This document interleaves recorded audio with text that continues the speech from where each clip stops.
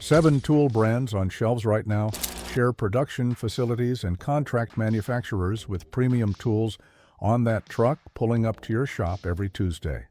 Often the same forging houses, often the same assembly capacity, often the same shipping origin, different logo, different price, and I can show you the evidence. With customs records and patent databases, anyone can pull up for free tonight. Here's what took me way too long to figure out. 2 corporations own almost every major tool brand you have ever bought. One company out of Hong Kong owns Milwaukee, Ryobi, and Ridgid. One American conglomerate owns DeWalt, Craftsman, and Black & Decker. Simultaneously, a single industrial manufacturing giant, Apex Tool Group, builds the internal architecture for Gearwrench, SATA, Husky, and Duralast. Dozens of brand names, a handful of corporate owners, one shared manufacturing pipeline.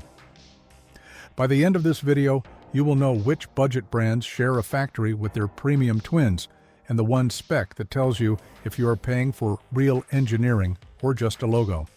Let's get into it. Number 1. Harbor Freight Icon versus Milwaukee Hand Tools. For years, the tool community fought about Icon. Is it legit, or is it just Harbor Freight dressing up a cheap import? The customs records settled it. Public shipping databases, the same filings that track every container coming into the U.S., show a Taiwanese manufacturer called Infar Industrial supplying a large chunk of Icon's wrench and socket lineup. Infar ships under a trade name you may have seen on Raw Forgings, Ray Tool. Infar Industrial has been linked to Milwaukee's chrome hand tool line through import records and community teardowns, though Milwaukee sources from multiple suppliers. Same company, same region, shared manufacturing capability in some production runs. Physical teardowns show strong similarities. The metal thickness is identical in documented teardowns. The open-end jaw geometry matches. The anti-slip profile shares the same design features. Even the slanted font engraved on the shank appears identical in some SKUs. When you hold an Icon wrench next to a Milwaukee wrench, you are not looking at 2 competitors. You are looking at one factory with 2 price tags. Number 2. Harbor Freight Icon, pry bars versus Mayhew steel products. Most people assume everything at Harbor Freight ships from overseas. This one will change that assumption fast. The Icon Professional Pry Bar is not made in China. It is not made in Taiwan. It is made in Massachusetts. Mayhew Steel Products has been forging pry bars and punches in the U.S. for over a century. Their Dominator series runs a solid tempered steel shaft from tip to strike cap. No hollow sections, no weak joints, full American steel, start to finish. The Icon pry bar matches Mayhew's specifications in at least one documented example. Same shaft design, same handle construction, same strike cap, same U.S. manufacturing stamp in the steel on verified units for that specific SKU. Now here is the part worth pausing on. You can sometimes find the Mayhew branded version online at comparable or lower prices than Harbor Freight charges for the Icon version in store. The discount retailer is occasionally charging more for the rebrand than the original manufacturer charges for the real thing. The brand name has a cost. The tool underneath it does not change. Number 3. Husky and Duralast versus Gearwrench and SATA. Walk into a Home Depot, grab a Husky ratchet. Then walk into an AutoZone and grab a Duralast. Then pick up a Gearwrench at a tool supplier. 3 brand names, possibly 1 ratchet. Apex Tool Group owns Gearwrench and SATA. They also make private label tools for major retail chains. Import records and industry sourcing suggest that both Husky and Duralast may source portions of their basic tool lines from Apex's factories in Taiwan and China, though both retailers use multiple suppliers. The teardrop ratchet head uses similar casting design in many base models. The internal pawl mechanism shares the same basic design. The steel forgings may come from similar production facilities.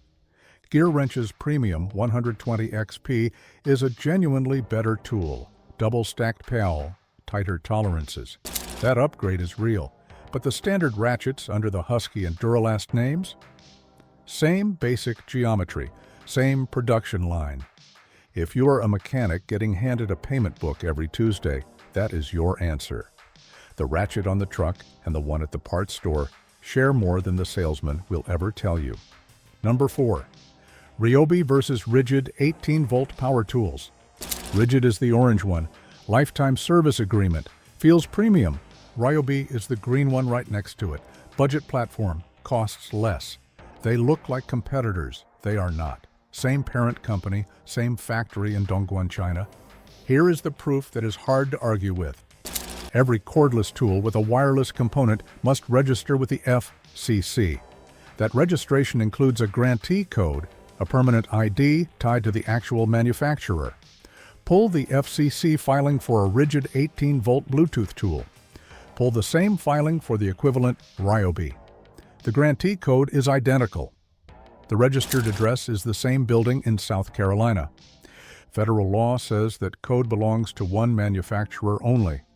The government's own database is telling you these tools come from the same place. Physical teardowns clarify the cross-branding logic. While Ryobi uses a legacy post-style insertion battery and Ridgid utilizes a flat sliding rail interface, they share identical internal component footprints. They rely on the same trigger switches, variable speed contact plates, and raw motor assemblies across their base tier catalogs. If you have been going back and forth between expanding your Ridgid collection or switching to Ryobi, at the entry level, you are choosing between two versions of the same tool. The premium brushless flagships are a different conversation, but the base models, same floor, different shelf. Number 5. Sunex impact sockets versus Matco impact sockets. Flat-rate mechanics cannot afford downtime. That is the whole reason the tool truck exists. Immediate swap, no shipping wait, no store trip. That convenience is worth something real. What is not worth paying for is a different tool when you are actually getting the same one. Sunex has been making chrome molybdenum impact sockets since 1977.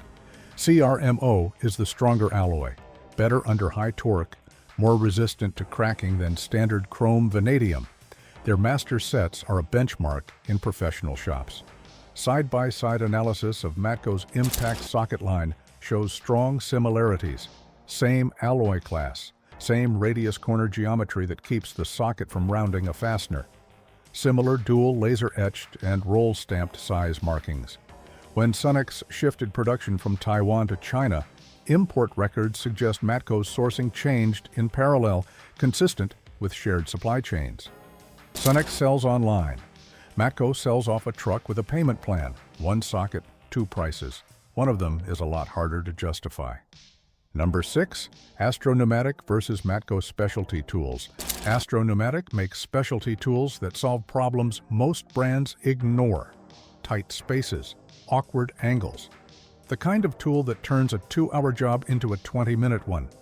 Because they do not run a truck fleet, they sell through online retailers. Lower overhead, lower prices, and they supply their tools to other brands under contract. Here's a documented example. Astro's professional flexible cable hose clamp pliers retail online for roughly $40. The internal locking pawl, heavy-duty cable assembly, and exact geometric footprint are all on record. Matco distributes design variants matching these exact physical parameters, rebranded under their truck network with a fresh part number stamped on the housing. Off the truck, it retails for roughly $140. The core tool matrix is virtually unchanged. The spring mechanism is the same and the jaws are identical. The only true variance is the distribution channel, and that logistics path shifts the price tag by $100 on a single pair of pliers. Run that math across a full set, bought on weekly payments with interest. That is why mechanics started looking for another way. Number 7. Wilde Tool versus Walmart Hyper Tough and Maynard's Masterforce. This one is for anyone who has watched a historic American brand get sold off, moved overseas, and hollowed out, and wondered if anything real is left. Wilde Tool still forges in the United States. High-carbon steel pry bars, punches, and chisels. American manufacturing stamps pressed directly into the metal, not a marketing claim. A physical mark you can read with your hand. Wilde Tool has been identified as a primary supplier for Walmart's hyper-tough professional line of pry bars, punches, and screwdrivers. Look closely at the metal shank on the shelf. It features the exact same distinct domestic forging stamps, matching steel alloy specifications, and identical hardness heat treatment profiles as the tools selling under Wilde's own historic banner. The only difference is the name on the handle and the price on the tag. Someone who has spent years grieving the offshoring of American manufacturing can walk into a Walmart today and buy a tool made by American workers in an American forge. It just does not say what they expect on the handle. That is the quiet reality of this market. The American-made tool is sometimes hiding in the discount aisle. The premium brand name is sometimes the import. Now here is the pattern connecting all 7 of these examples. The tool truck and the big box store are not selling you separate engineering. They are selling you distribution routes, finance plans, and multi-million-dollar advertising budgets. The premium is built directly into the sticker on the housing, while the mechanical components underneath roll off the exact same automated factory floors. The gap between what these tools cost and what they actually cost to manufacture is the only metric you need to track. Most people pushing a cart through the hardware aisle or walking up the steps of a tool truck never stop to look past the logo. Now you do. If this changed how you look at the tools in your box, hit that subscribe button right now. We pull back the corporate labels and audit the factory tracking every single week. Hit subscribe and we'll see you for the next video.